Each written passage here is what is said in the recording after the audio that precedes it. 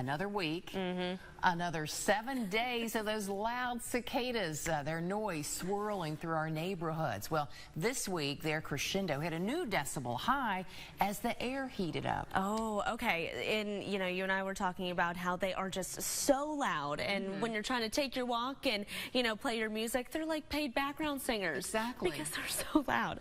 Well, Tony Cavalier hit the road this week to do some personal investigating into what makes the cicada tick.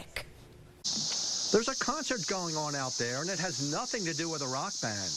Rather, the males of the 17-year cicada are chirping away at a fever pitch in a last-ditch effort to attract females.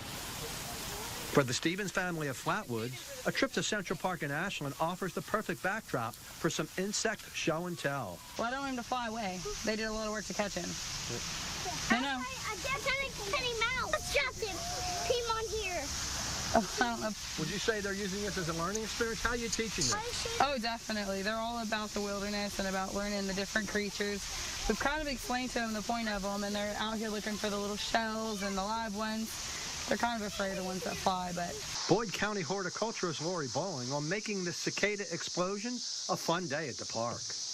They can catch one, and they can observe the way they sing, the way they make their noises.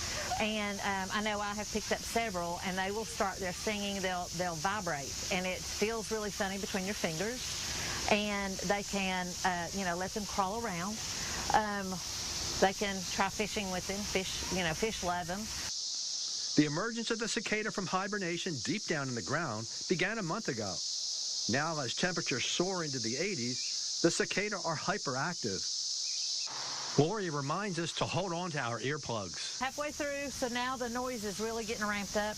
A lot of people have probably already figured that out. It can be deafening. They'll make their way up to the tops of the trees, up into the canopies. And that's where males and females, but the males go up there to project their song, and that's the way they attract their mate. Just a few weeks before their demise, it's time to mate and die.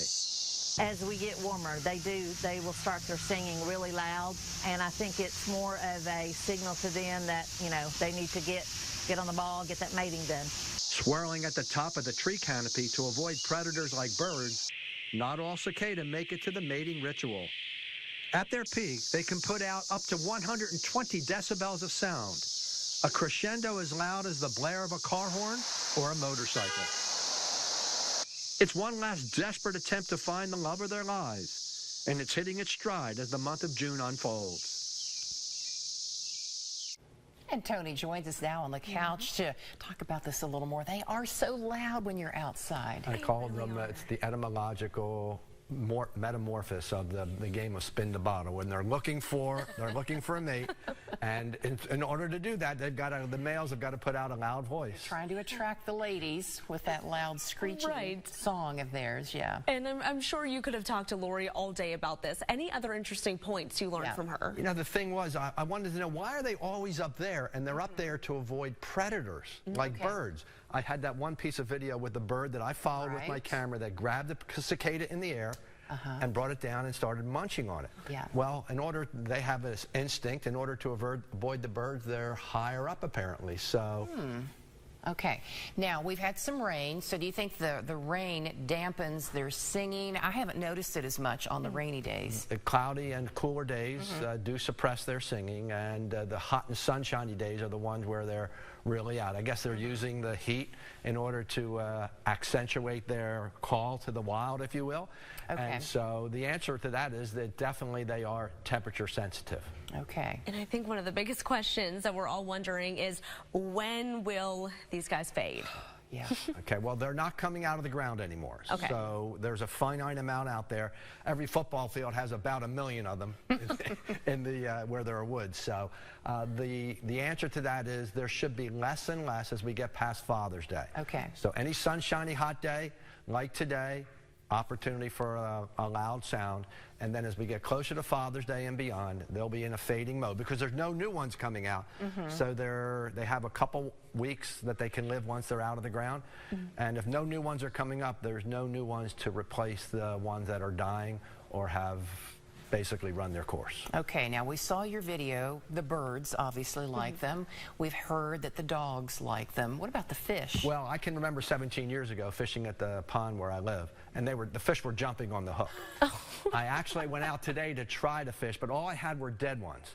Now, it's hard getting that. There's a lot less now that are down at ground level. Right. So if the kids are out there and they can get a half a dozen or so live cicada, just hook it through the belly, let them flutter on the lake, and the fish will come up and they'll grab them for sure. Just get them. And Tony, so you brought up a really good point about how we always hear that, okay, cicadas come only, you know, every 17, 18 years, what have you, but that's not the case. And I can remember when I was fishing at Pennypack Creek in Philadelphia, there was always the sound of a cicada. I didn't know it was cicada back then, right, the sound of summer. But every 17 years, they come out in numbers. Okay. I guess Lori was telling me the ones that come out during a typical summer are the same size, but they're green, as opposed to these that have beady eyes, and so they don't sting. So when you do show and tell with the kids, you know, you get them fluttering, they're not going to sting you. But the reality is there's a cicada every year, but the 17 or the 13-year broods are the ones where they explode on the scene. Yes. As I mentioned, 1 million per acre, or about a football field. Yeah, and I think Lori and you also mentioned that we've got them at least a few more weeks here. Yes, they're still out there, but not emerging anymore. So the density will be less and less, and that means the sound should start to tamp down, whether it's next week or the following week.